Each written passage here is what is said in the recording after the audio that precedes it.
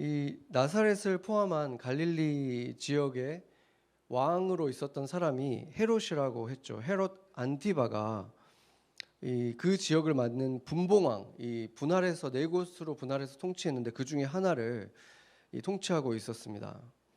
이제 이 헤롯 안티바도 예수에 대한 소문을 듣게 됐는데, 근데 그는 예수가 세례 요한이 부활한 자라고 확신한다고 자기가 이렇게 얘기를 하죠. 여기 누가 포복을 하고 있네요. 우리 네, 네, 네. 예배를 방해하지 않겠다는 그 일념으로 포복을 한 것 같아요. 네. 근데 이제 어떤 사람들은 이 사람이 엘리야다 이렇게 주장을 하고, 어떤 사람들은 다른 선지자가 왔다 이렇게 말하는데, 헤롯은 아니다, 이 사람은 지금 내가 목을 벤 요한이 살아난 거다, 이렇게 틀림없다 이렇게 지금 주장을 하고 있는 거예요. 이 사람이 요한이 부활한 거였기를 원하는 게 아니라 그 일이 지금 일어날까봐 두려워하고 있었는데, 그 두려워하는 사람 막 바스락 소리만 나도 막 섬뜩 놀라잖아요. 지금 그런 일이 일어난 거예요. 내가 이 사람을, 하나님의 사람을 죽였는데 그 사람이 이제 지금 부활한 것 같다 이러면서 두려워하고 있는 거죠. 그러면서 성경은 왜 그가 그렇게 두려워하며 떨게 됐는지 그 사연을 너무 상세하게 지금 서술하고 있습니다. 이제 성경의 이런 부분을 보면 우리가 좀 피하고 싶은, 너무 그 잔인한 부분이 나오고 하나님의 사람이 비참하게 죽어가는 모습이 나오기 때문에 자세히 안 보고 싶은 그런 장면이 등장을 하죠. 보면은 이 세례 요한은 예수님이 등장하기 전에는 그 몇몇 바리새인들과 종교 지도자들을 제외한 온 이스라엘이 이 사람을 공경을 했습니다. 존경하고 멀리서부터 찾아와서 요단강에서 이 사람에게 세례를 받을 정도로 굉장한 영향력을 끼치고 있었던 사람이죠. 근데 그의 세례는 회개의 세례였다고 말을 합니다. 물에 사람을 완전히 이렇게 잠궜다가 다시 물 밖으로 이렇게 나오는 것인데, 그게 어떤 걸 의미하는 거냐면 이제 새 사람이 됐습니다, 이걸 의미하는 거예요. 새로 태어나는 걸 의미하는 거죠. 지금까지 지었던 죄가 모두 용서받고 이제 새로 태어나서 이제는 새 사람같이 바르게 살겠다 이렇게 다짐하는 의례로서 세례를 드린 거죠.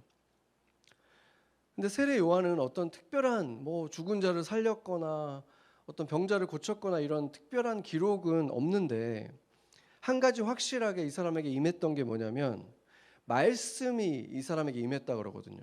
그러니까 말씀을 전하는 능력이, 주의 말씀이 이 사람에게 임해서 광야에 있었을 때 하나님의 말씀이 임했다고 누가복음이 말하고 있기 때문에, 이 사람이 입을 열어서 말씀을 선포하면은 사람들이 막 가슴을 치면서 울고 회개하고 자신의 죄를 고백하고 하는 이런 일들이 일어난 거예요. 근데 이 사람이 한 얘기가 다른 사람들이 들었을 때 막 듣고 싶은 달콤한 얘기를 해줬기 때문에 온 게 아니에요.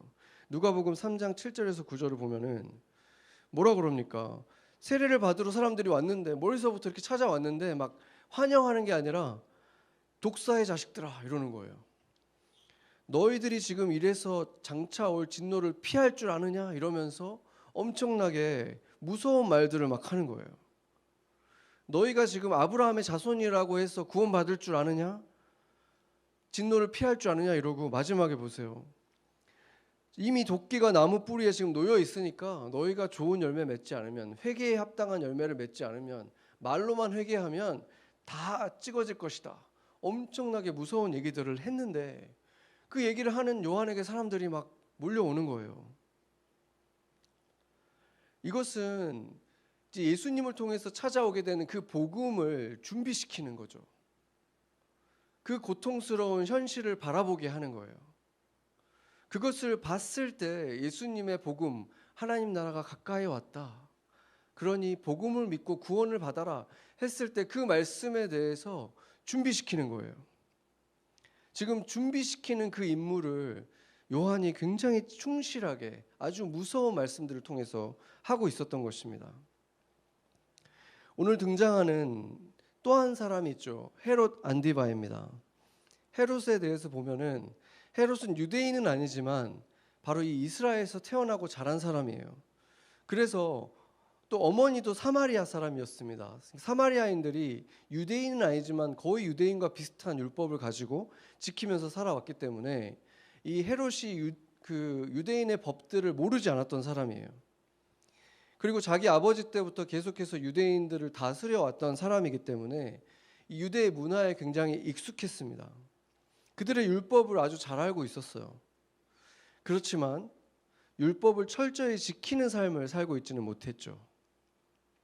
그래서 그는 동생 빌립도 이 헤롯가의 자녀인 거죠. 이복 동생인데 이 동생의 아내였던 헤로디아를 로마로 이렇게 그 시절을 문안하러 가는 길에 만났다가 반한 거예요. 그래가지고 동생의 아내였는데 그것을 아내를 빼앗아 버립니다. 그래서 율법으로 치자면은 동생의 아내를 빼앗은 것은 그 하체를 범한 것이기 때문에 이스라엘에서 끊어질 영원히 부끄러움을 당할 죄고, 또한 또 특별히 형제의 아내를 범한 경우에 그것 또한 또 형제를 수치스럽게 한 것이기 때문에 이스라엘에게 끊어질 죄인 거예요. 그러니까 이 사람은 지금 이미 두 개의 중죄를 지었기 때문에 굉장히 큰 죄를 지은 것이죠. 그래서 요한은 이 사람이 유대인은 아니지만 지금 유대인의 이 종교법은 단지 종교의 법이 아니라 사회의 법이랑 연결되어 있다고 했잖아요. 그렇기 때문에 이스라엘을 다스리는 이 지도자가 이렇게 뻔뻔한 죄를 지었을 때 이것을 짓고도 지금 이스라엘을 다스리고 있다는 자체를 견딜 수가 없는 거예요. 이 요한이 볼 때는 이 나라의 지도자인데 법을 안 지키고 중죄를 지은 이 상황을 보면서 엄청난 분노를 하고 있는 모습을 보여줍니다. 그렇기 때문에 그들을 볼 때마다 너희들이 지금 그러고도 살아남을 줄 아느냐? 나무 뿌리에 지금 도끼가 놓여 있다. 너희들이 구원받을 수 없다. 이러면서 엄청나게 질타를 했고, 또한 이들이 보일 때뿐만이 아니라 이스라엘 사람들에게도 볼 때마다 이 헤롯과 헤로디아는 천벌을 받을 것이다. 하나님의 저주를 받을 것이다. 이러면서 계속해서 그들을 비난한 거예요. 그래서 헤롯에게 있어서도 계속해서 사람들에게 비난하는 것이 견딜 수 없었기 때문에 옥에 가둘 수밖에 없었고, 이 사람 입장에서는. 그런데 그거보다 더 분노했던 사람, 죽일 정도로 싫어했던 사람은 헤로디아였죠. 그런데 이 헤로디아가 죽이려고 하는데 헤롯이 보호한다는 거죠. 헤로디아라는 사람의 이 이름을 들어보면은 이 사람이 어떤 사람이었냐면 이름이 비슷하죠, 헤롯하고. 왜 그러냐면 헤로디아가 사실은 이복 동생의 아내였을 뿐만이 아니라 또한 자기 아버지 헤롯의 손녀딸이에요. 그러니까 또 다른 이복 손녀딸이고, 그러니까 자기에게 있어서는 헤롯 안디바에게는 이복 조카인 거죠, 헤로디아가. 정말 이렇게 콩가루 집안이죠, 완전히. 그래서 이 집안이 성적으로 이미 굉장히 어떤 근친의 그런 게 있었던 것을 보여줍니다. 변태적인 성욕이 흐르고 있는 것을 보여주는 거죠. 이 요세푸스라는 역사가가 헤로디아에 대해서 굉장히 자세하게 설명을 하고 있는데 이 사람에 대해서 이렇게 말했습니다. 야망과 질투심이 넘치는 여인으로 헤롯에게 굉장한 영향력을 끼쳐서 그가 원치 않았던 일들도 결국 하게 만들었다. 이렇게 말하고 있어요. 이 사람은 그리스도인이 아니에요. 그러니까 지금 오늘 이 성경의 본문의 장면이 딱 그거죠. 헤롯은 죽이고 싶진 않았어요. 두려워했어요. 이 사람을 두려워하고 존경하는 마음도 가지고 있었죠. 왜냐하면 하나님의 선지자라는 걸 알았기 때문에. 그러니까 부활했다고 막 생각하잖아요. 그 정도로 헤롯을 두려워하고 있었는데 죽이고 싶지 않았죠. 그렇지만 헤로디아가 계속해서 죽이고 싶어하는 것들 속에서 보호하다가 이날 무너진 것이죠. 이날은 결국 보호하지 못하고 무너진 것입니다. 이 헤롯은 이 지금 요한의 말을 들으러 자기가 감옥에 가둬놓고도 찾아가는 거예요. 선생님 하면서 말씀을 들으면 또 끄덕끄덕하고, 그렇지만 결국은 또 못 지키고 그런 상황인 거예요. 말씀을 들을 때는 찔렸다 그러거든요. 괴로워했지만 행동으로 옮기지는 못하는 지금 그런 상황에 있었던 사람이 헤롯입니다. 그러니까 이 사람의 문제는 뭐냐면 진정한 의미의 회개를 결국 하지를 못하는 거예요. 찔림은 있었지만 돌이키는 것을 못하는 거죠. 이것이 무엇을 보여줍니까? 하나님이 말씀을 직접 심어준 사람이 요한이었어요.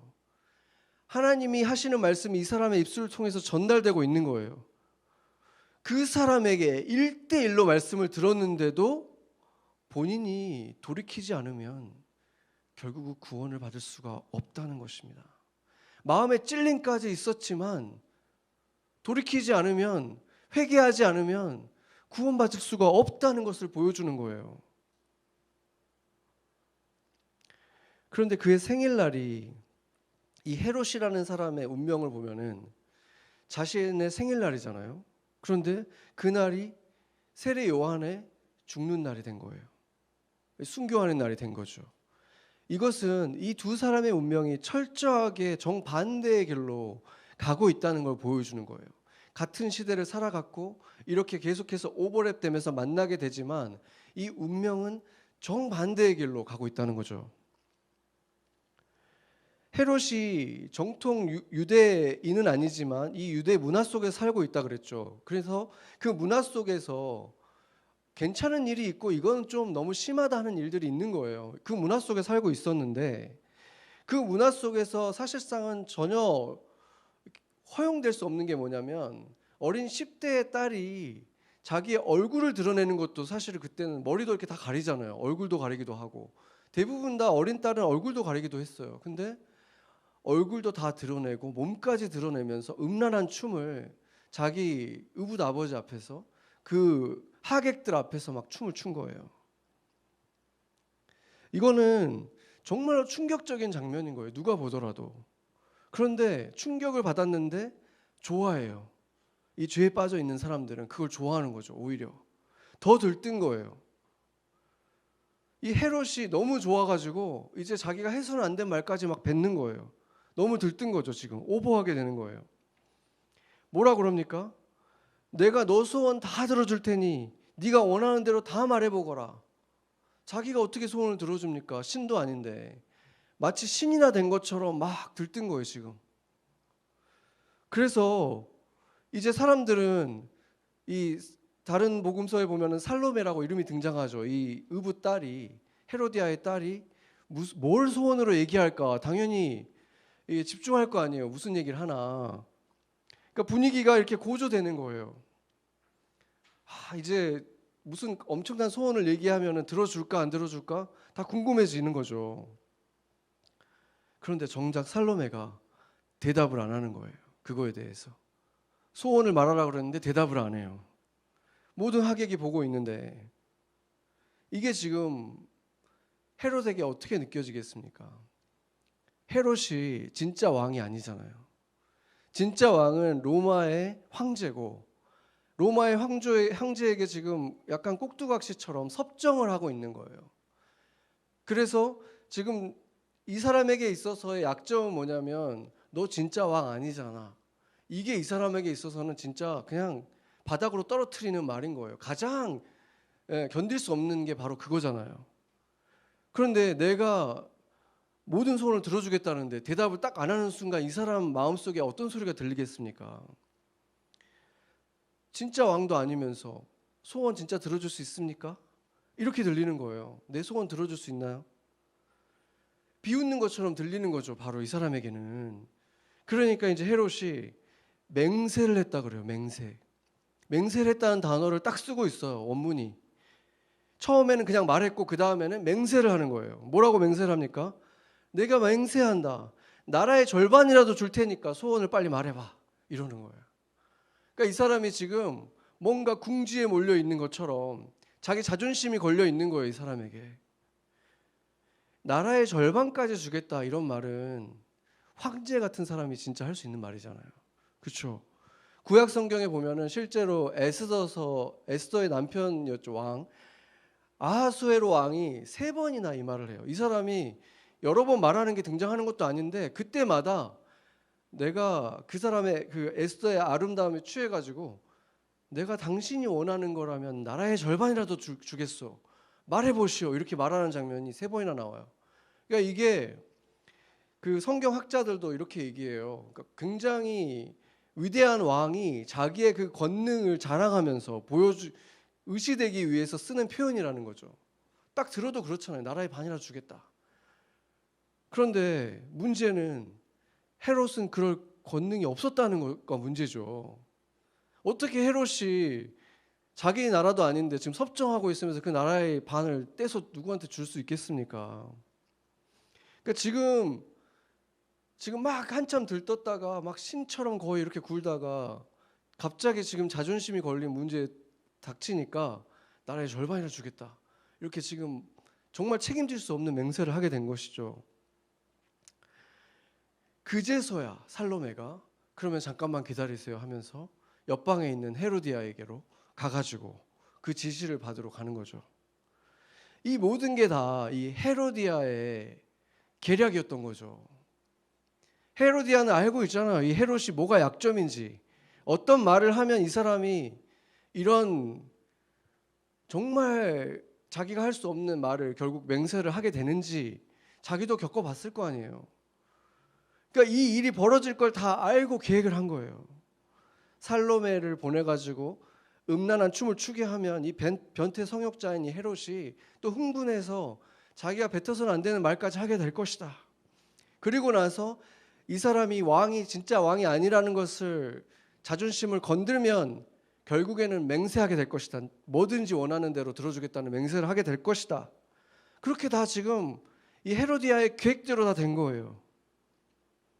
결국엔 그래서 자기가 정말 원했던 것. 지금 헤로디아는 보면은 거의 타락의 끝에 가 있는 여인이거든요. 그러니까 이런 사람은 그 구약 성경의 그 이세벨하고 똑같죠. 그래서 이 사람은 완전히 사탄의 화신과 같은 완전히 타락해 있는 존재라는 걸 보여주는 거예요. 사탄의 생각이 바로 이 사람의 생각이고 사탄의 계략이 이 사람의 계략과 똑같은 거예요. 여기에서 보면은 헤롯이라는 사람을 보면 실제로 그 갈릴리 그 지역에서는 이 사람이 최고잖아요. 어쨌거나 왕궁에서 그 화려한 왕관을 쓰고 그 왕궁의 자리에 앉아 있는데 실제로는 자유가 없는 사람인 거죠. 헤로디아에게 완전히 그냥 꼭두각시예요. 실제로도 로마 황제의 그 퍼펫일 뿐만이 아니라 헤로디아에게는 거의 노예 수준이에요. 그래서 사탄이 원하는 대로 그냥 할 수밖에 없는 거예요, 결국에는. 그래서 이 의인이었던 세례 요한의 머리가 음식을 담는 접시에 담겨가지고 그 헤롯의 생일상에 오르는 거예요. 얼마나 정말 그로테스크하고 끔찍한 장면입니까? 이 사단이 너무나 원했던 일이 그대로 일어나는 거죠. 세례 요한은 말할 수 없이 비참한 죽음을 결국 이렇게 맞게 된 거예요. 이보다 더 심하게 세례 요한을 조롱할 수 있는 방법이 있겠습니까? 그런데 이 모든 일은 세례 요한이 조금만 양보했으면 다 피할 수 있는 일 아니었습니까? 헤롯과 어쨌거나 그 갈릴리의 왕과 왕비인데 몇 번 좀 그렇게 꾸짖고 그냥 좀 그러다가 말았으면은 이렇게까지는 안 됐을 거 아니에요. 그냥 그렇게 몇 번 꾸짖은 다음에 그 사람들이 좀 부끄러워하고 피하는 것 같고 그러면은 이제 그만해도 되잖아요. 근데 이 사람은 타협을 하진 않는 거예요. 끝까지 심지어 칼날 앞에서까지도 바른 말을 하다가 이렇게 그냥 죽어가는 거예요. 지난 2015년에 전 세계는 IS가 소셜미디어에다가 공개한 영상을 보고 경악을 하게 되죠. 지금은 그 영상이 다 이제 내려졌죠. 그래서 영상은 없지만 그 장면이 이제 그냥 사진은 있는데 남아 있는데, 그러니까 죽기 전에 그 장면을 보면은 검은 옷을 입고 복면을 하고 한 손에 칼을 들고 있는 IS 군인들 앞에 이 오렌지색 죄수복을 입은 남성들이 무릎을 꿇린 채로 이렇게 앉아 있습니다. 이들은 콥틱 그리스도인들 형제로 알려졌는데 결국에는 모두 그 영상에서 다 죽는 장면까지 다 들어가 있었어요. 영상에는 모두 다 참수가 됐습니다. IS는 세상의 그리스도인들에게 이 협박을 한 것이죠. 너희들도 다 이렇게 될 것이다. 그런데 그때 제가 그 영상을 저는 봤었거든요. 어떤 그 신학교 교수님이 그때 저희한테 보내줘가지고 제가 보게 됐었는데, 그 마지막 장면에 왜 그리스도인들이 그것을 막 기도하자면서 같이 이거를 영상을 내보내게 됐냐면, 마지막 끝에 반전이 일어나요. 이 사람들이 이 한 명씩 한 명씩 죽어가잖아요. 근데 마지막에 그들의 입에서 어떤 이름이 하나가 외쳐지는 거예요. 예수. 이 사람들이 예수를 외치면서 죽어간 거예요. 마지막에. 제가 생각을 해봤어요. 만약에 저렇게 잡혀있던 사람들이 미국의 크리스찬들이었으면 어땠을까? 우리가 같은 장면을 목격할 수 있었을까? 한국의 크리스찬들이었으면 그들도 똑같은 모습으로 그렇게 자신의 운명을 받아들였을까?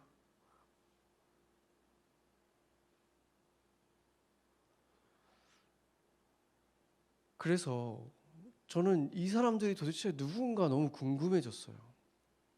이 21세기의 크리스찬들 가운데에도 예수의 이름을 부인할 수가 없어서 목숨을 내놓는 사람들이 있구나.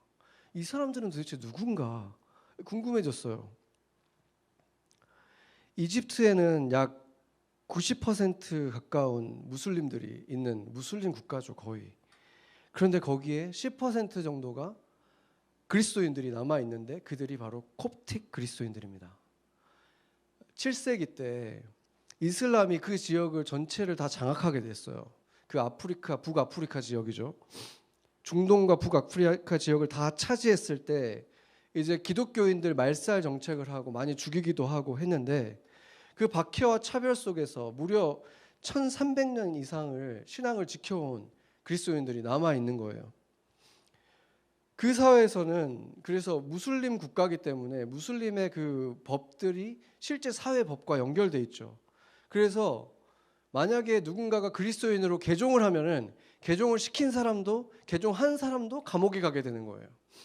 그뿐만이 아니죠. 그 사회 법을 떠나서도 가족들한테도 쫓겨나고 뭐 죽음의 위협도 받게 되고 아주 큰 피해들을 받게 됩니다.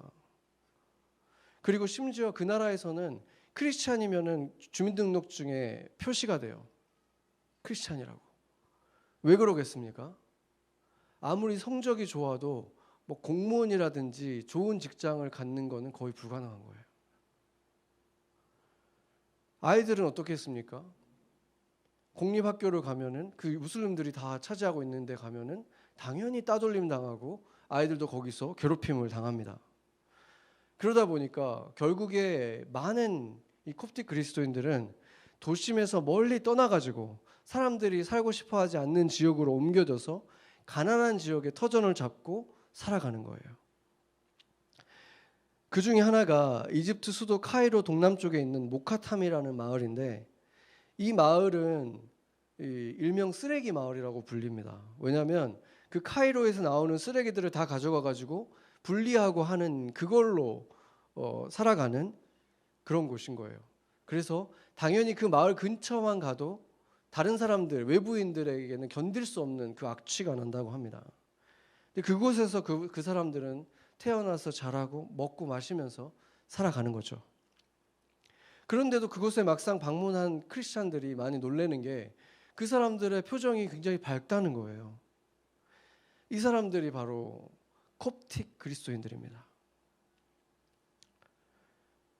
그런데 이 쓰레기 마을을 지나서 산자락에 가면은 입이 떡 벌어지게 되는 것을 보게 되는데, 그게 뭐냐면 핍박과 박해를 피해온 콥틱 그리스도인들이 바위를 파가지고 동굴 교회를 계속 만든 거예요. 그래서 지금 7개의 동굴 교회가 있고 총 수용할 수 있는 인원이 10,000명이 넘는데요. 그러니까 이 동굴을 이렇게 파가지고 이 교회를 만드는 거예요. 이들은 왜 무슬림으로 개종을 하질 않았을까? 그 대가가, 그 개종하지 않음으로 인해서 오는 대가가 너무 크잖아요. 인간답게 살아갈 수 있는 많은 권리들을 포기해야 되잖아요. 이 순교자들은 칼끝이 목에 닿았을 때 죽음을 피할 수 있었잖아요. 그냥 그 순간이라도 모면할 수 있지 않았을까? 그런데 왜 그거를 할 수가 없었을까? 자식을 위해서라도 좋은 학교도 가고 좋은 직장도 가고 좀 자신들과는 다른 이 쓰레기 마을에서 벗어나서 좀 진출할 수 있도록 좀 겉으로라도 개정하는 척하면 안 되나?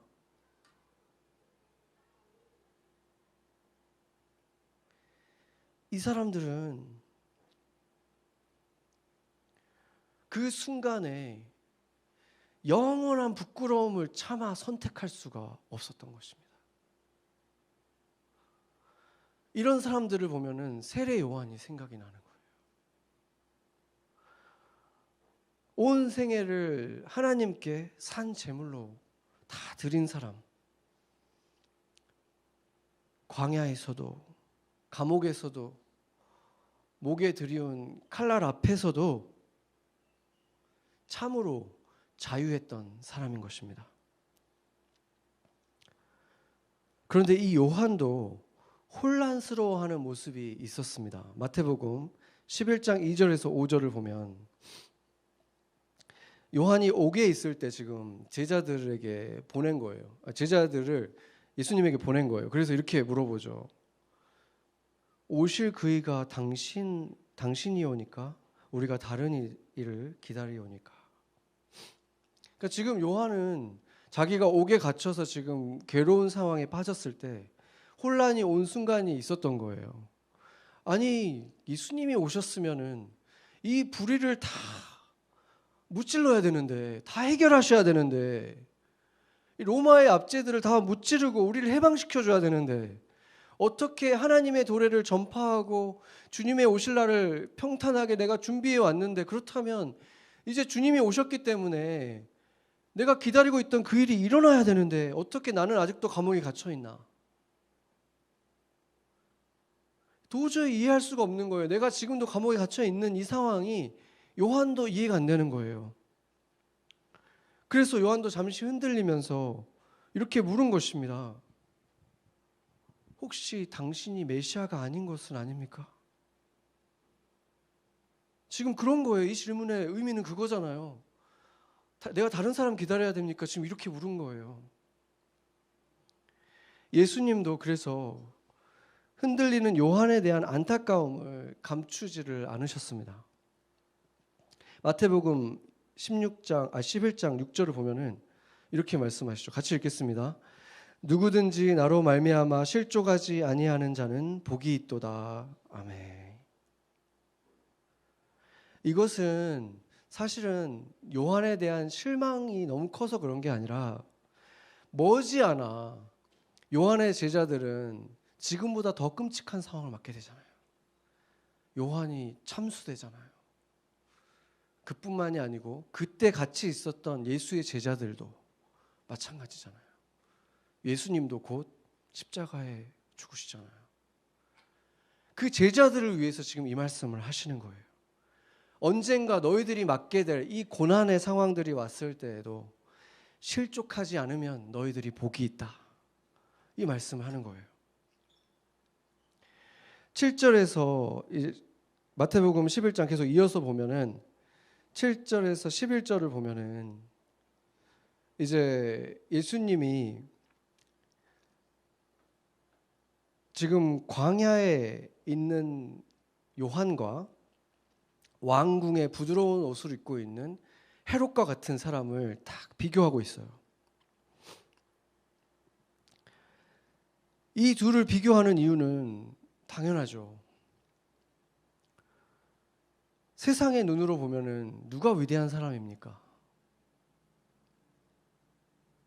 지금 미국에서 가장 위대하다고 여겨지는 사람은 누굽니까? 세상 사람들이. 왕궁 같은 집에서 부드러운 옷을 입고 살아가는 사람이잖아요. 돈 많은 사람이잖아요. 세상 사람들이 볼 때는 그 사람들이 큰 자로 보이지, 이 얘기를 하는 거예요. 그러나 내 눈에는, 하나님의 눈에는 광야에 아무것도 없고 낙타 털옷 입고 있는 세례 요한보다 큰 자가 없다. 세례 요한이 가장 큰 자다. 지금 예수님이 선언해주고 계신 거예요. 확실하게 확인시켜 주는 것입니다. 그런데 여러분 눈에도 그렇게 보입니까? 오늘 이 세례 요한의 이 초라한 마지막을 보면서 여러분도 이 사람이 참으로 위대한 인물로 보입니까? 이 콥틱 그리스도인들이 왕궁과 같은 곳에 살아가는 사람들보다 정말로 위대한 사람들로 보이십니까? 수만 명을 끌고 다니고 그 앞에선 유명한 사람보다 선교지에서 그 한두 사람을 모아놓고 그 사람을 위해서 말씀을 수시간을 준비하는 그 선교사님이 더 위대해 보입니까?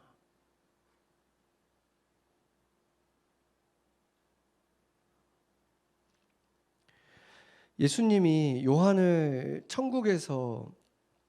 천국에 있는 지극히 작은 자보다도 더 작다라고 이렇게 말씀하신 이 부분의 해석은 간단치가 않습니다.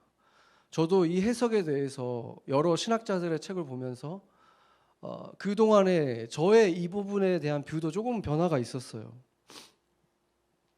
결론에 큰 차이는 없다고 하더라도 이 해석이 굉장히 어렵기 때문인데, 지금 이 문장이 만약에 처음부터 끝까지 지금 7절부터 나오는 이 문장이 예수님이 메시아가 맞는지 의심했던 것에 대해서 꾸짖는 걸로 그냥 끝난 문장이었다면, 요한이 지극히 작은 자보다 작다 이 말이 그냥 자연스럽고 결국은 예수님도 요한을 꾸짖는 것으로 끝나는 것이지만, 지금 우리가 본 것처럼 앞뒤 문맥이 그렇지가 않잖아요. 예수님이 요한을 그렇게 낮은 존재로 얘기하고 끝내는 게 아니었어요. 뭐라 그러십니까? 이 문맥을 계속 보면 역사상 어떤 선지자보다도 큰 자다 이렇게 얘기하셨고, 내 길을 준비하기 위해서 온 사도다, 사자다, 이 사람이 바로 그 사람이다, 여자가 낳은 자 중에 이 사람보다 큰 자가 없다, 이렇게 세례 요한을 높여주고 계신데, 그런데 막상 천국에서는 요한이 가장 작은 자다? 정말 해석이 어렵잖아요. 그래서 의견이 분분한데, 제가 이번에 다시 한번 이 본문을 보면서 확신이 들게 됐어요. 아, 이게 바로 이 뜻이구나. 지금 예수님은 지상에서의 요한과 천국에 있는 사람들을 비교하고 있는 거예요. 그렇게 해야지만 이게 다 말이 되는 거예요. 지금 우리가 복음 시대를 살아가면서 천국에 입장할 수 있는 그 기준이 뭡니까? 예수님의 옷을 입은 것이 바로 복음의 옷을 입고, 복음으로 인해서, 예수님의 공로로 인해서 우리가 그 의를 옷 입어서 천국에 가게 되잖아요. 그렇기 때문에 천국에서 가장 작은 사람들도 예수님을 옷 입었기 때문에 요한이 인간 중에서는 가장 위대한 존재지만 천국에 있는 사람보다는 당연히 작을 수밖에 없는 것이죠. 우리는 예수님의 의를 옷 입었는데. 그렇잖아요. 사실은 비교 자체가 불가능한 것인데, 역설적으로 보자면은 요한은 지금 자기의 의를 가지고도 비교를 할 만큼은 될 정도로 위대한 자다. 지금 어떻게 보면 그렇게 볼 수 있는 거예요. 얼마나 이 사람이 사실은 천국에 가까운 자인지 보여주는 것이죠. 그러나 동시에 이 말씀이 보여주는 충격적인 사실이 또 있죠. 이렇게 거룩하고 위대한 인물인 요한도 자신의 의 가지고는 천국에 못 들어간다는 거예요.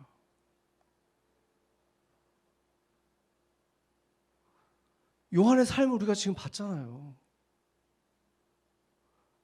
이렇게 거룩하게 살아간 사람도 자신의 의 가지고는 못 들어간다는 거예요. 왜 그렇습니까? 천국에 있는 가장 작은 자보다도 이 사람이 작은데, 그러면 이 사람은 지금 천국에 없다는 얘기잖아요. 이 사람의 의만 가지고는 못 들어간다는 거예요. 그렇다면 요한은 천국에 못 들어간 것입니까? 마태복음 11장 12절 한번 같이 읽어보겠습니다. 같이 읽겠습니다. 세례 요한의 때부터 지금까지 천국은 침노를 당하나니 침노하는 자는 빼앗느니라. 아멘. 이 문장을 딱 보면은 지금 침노한다는 게 침범을 당한다는 그런 뜻이거든요. 약간은 바이올런하게 엔터하는 걸 얘기하는 거예요. violently enter 한다는 뜻이 침노인데, 그러니까 뭔가 이게 굉장히 불법적인 느낌이 들죠. 근데 이게 지금 어떤 의미인지는 누가복음을 보면은 조금 다르게 말씀하셨어요. 같이 보겠습니다. 다시 다른 곳에서 이렇게 또 말씀하셨는데 16장 16절 읽겠습니다. 율법과 선지자는 요한의 때까지요. 그 후부터는 하나님 나라의 복음이 전파되어 사람마다 그리로 침입하느니라. 아멘. 여기에는 이제 어떻게 침입하는지를 얘기해 주는데, 그 침입하는 방법이 복음이라는 거예요. 복음으로 침입한다는 거예요. 마지막 선지자인 요한은 예수님을 만난 사람이죠. 예수님을 만난 사람이에요. 복음을 접한 사람이에요.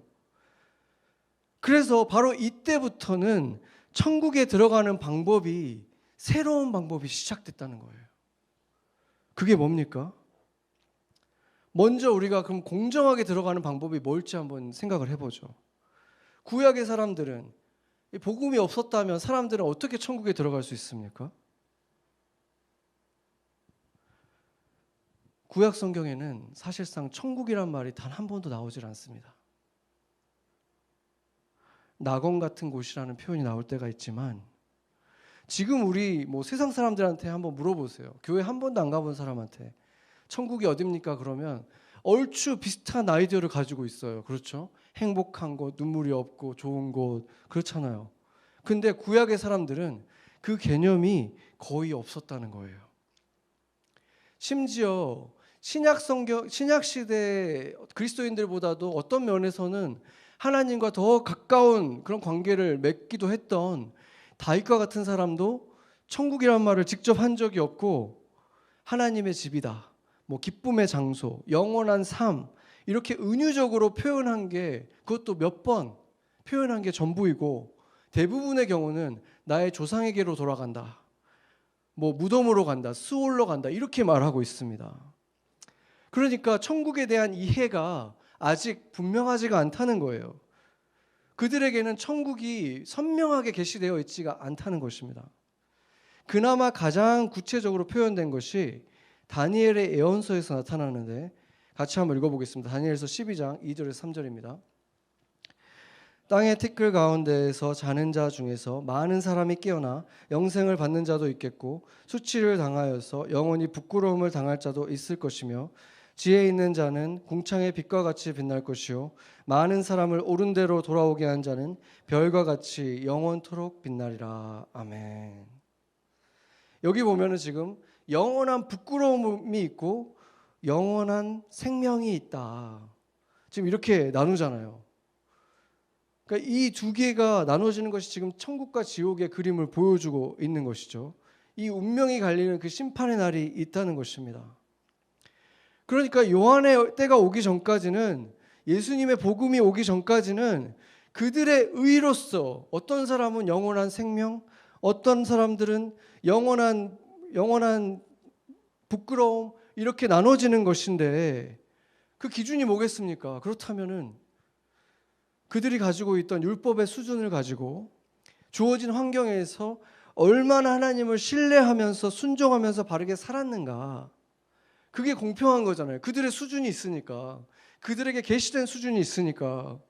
그게 가장 공평한 거예요. 그들이 아는 수준 안에서 얼마나 환경 속에서 하나님께 신실했는가. 그게 가장 정의로운 심판이고 누구도 이의를 제기할 수가 없습니다. 이런 심판의 기준으로 본다면 세례 요한이 예수님 전의 사람이었다면 정말로 1등으로 들어가는 사람이죠. 이런 사람이야말로 가장 정의로운 사람이니까. 그런데 요한의 때로부터 예수님을 알고 복음이 전파된 시대로부터는 천국이 이제는 침노를 당하기 시작한다는 거예요. 그 말은 도저히 자격이 없는 자들이 이제 천국에 들어가기 시작한다는 거예요. 정의로운 심판을 가져가면은 도저히 영원한 생명으로 갈 수 없고 영원한 부끄러움으로 갈 수밖에 없는 자들이 침노를 통해서 천국에 들어가는 일들이 일어난다는 것입니다. 어떻게 들어갑니까? 복음의 능력으로 들어간다는 것입니다. 그렇다면 참소하는 자들이 이의를 제기할 수밖에 없잖아요. 이건 옳지 않다. 정의가 아니다. 어떻게 하나님이 불의한 자들을, 죄인들을 받아줄 수 있는가? 그들이 저지른 그 죄의 대가는 어떻게 하는가? 받아야 될 형벌은 어떻게 하는가? 참수를 당하는 것보다, 오늘 우리가 본 이 잔인한 참수보다 더 비참한 죽음은 바로 십자가의 죽음입니다. 우리가 너무 많이 들어서 아무런 감정을 느끼지 않는다 하더라도 실제로 우리가 그것을 봤다면 참수하고는 비교도 되지 않는 잔인하고 고통스러운 죽음입니다. 참수라는 것은 사실상 자신의 정적이나 어떤 적장 같은 사람을 참수하는 거예요. 그렇잖아요. 조무래기들이 아니에요. 고위직에 있는 사람들을 하는 거예요. 그런데 십자가 죽음은 하루에도 얼마나 많은 사람들이 십자가로 죽었는지 몰라요. 성 밖에서 발가벗겨진 채로 피투성이가 돼서 가장 잔인한 방법으로 숨 쉬는 고통이 없이 계속 일어났다 이렇게 주저앉았다 하면서 그 비참한 몰골로 죽어가는 것을 만천하에 디스플레이하는 거예요. 그 수치심과 육체적인 고통과 인간이 만들어낸 처형 방법 중에 가장 잔인하다고 하잖아요. 수치심을 극대화하고 고통을 극대화하도록 디자인된 그 방식으로 사람을 죽이는 것입니다. 도저히 자기의 의로는 하나님 나라 들어올 수 없는 사람들을 위해서 침노하는 방법 외에는 도저히 구원받을 길이 없는 자들을 위한 것이 바로 이 예수 그리스도의 십자가였습니다. 성경이 세례 요한의 이 고단했던 삶과 비참한 최후를 이렇게 자세히 보여주는 이유가 무엇일까요? 이런 거 이렇게 비참한데 음식 접시에 이 의인이 목이 잠긴 게 도대체 복음을 전하는 데 도움이 될까? 이것은 인간이 의인으로 살아가고 끝까지 의인으로 삶을 마치는 것이 얼마나 어려운 일인지 우리 같은 대부분의 사람들에게는 거의 불가능에 가까운 낙타가 바늘귀에 들어가는 것 같은 일임을 깨우쳐 주시는 것입니다. 그래서 우리가 받은 이 은혜가 얼마나 큰 것인지 보라는 것입니다. 감동하라는 것입니다. 영원히 감격하라는 것입니다. 바로 이 복된 소식을 너희의 의가 부족해도 자격이 없어도 구원받을 길이 열렸다. 그 은혜를 먼저 받은 우리가 이 세상에 그 은혜를 모르고 죽음의 길로 가고 있는 영원한 부끄러움을 향해 가고 있는 그들을 향해서 외치고 노래하고 삶으로 나타내라는 것입니다. 새로운 길, 은혜의 길, 복음의 증인으로서 살아가라는 것입니다. 세례 요한의 삶은 비참하지 않았습니다. 그의 탄생을 보세요. 마리아를 통해서 예수님이 잉태하기 전에 6개월 전에 딱 잉태를 했어요. 마리아가 자기가 처녀인데 잉태할 수 있을까에 대해 의심할 때 엘리사벳에게 가보라. 친척 엘리사벳에게 갔을 때 그 배에 요한이 있었잖아요. 요한은 예수 그리스도의 잉태를 준비한 거예요. 엄마의 마음을 준비시켜 준 거예요. 마리아의 마음을.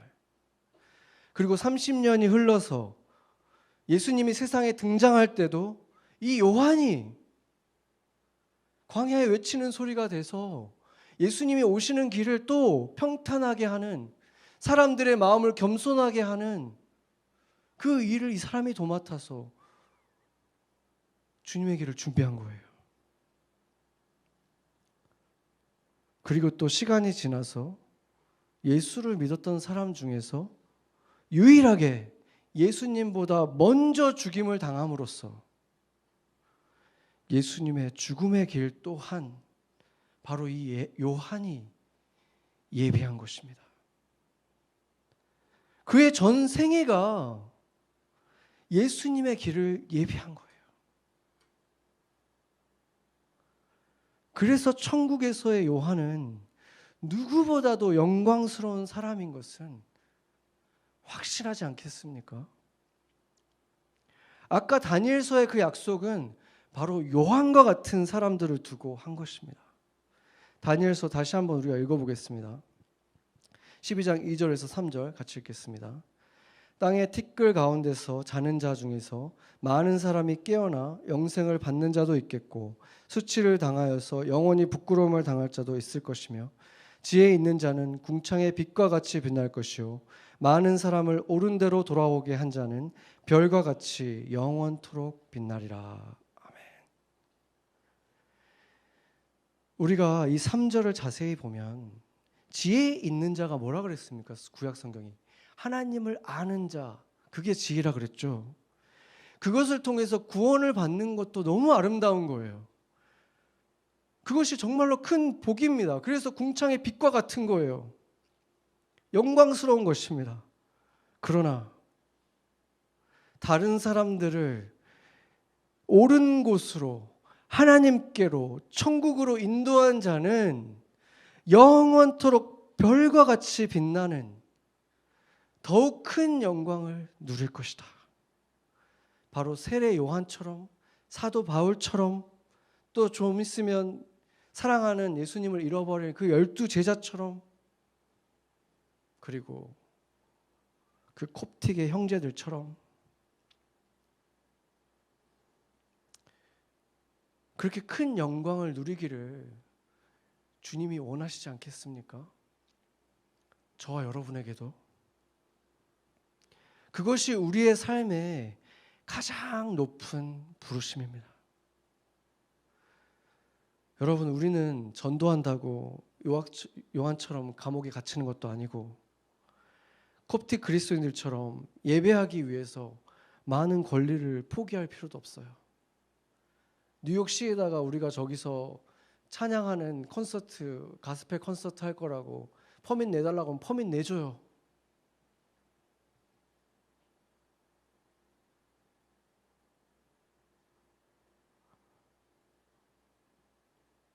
저는 언젠가 정말 많은 교회들이 우리가 뭘 잘한다 자랑하는 게 아니라 정말 많은 교회들이 이 거리마다 정말 공원마다 한 번씩이라도 이렇게 예수님을 찬양하면 얼마나 이 도시가 많은 복을 누릴까 그런 꿈을 꿔봐요.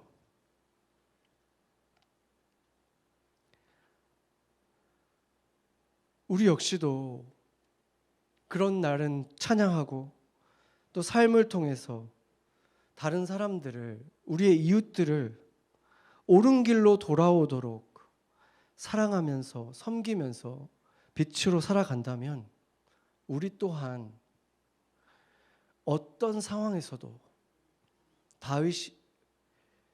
요한이 누렸던 바로 그 평안, 그 자유를 누릴 것이고 주님이 우리를 향한 그 꿈처럼 영원토록 별과 같이 빛나게 될 것입니다. 같이 기도하겠습니다.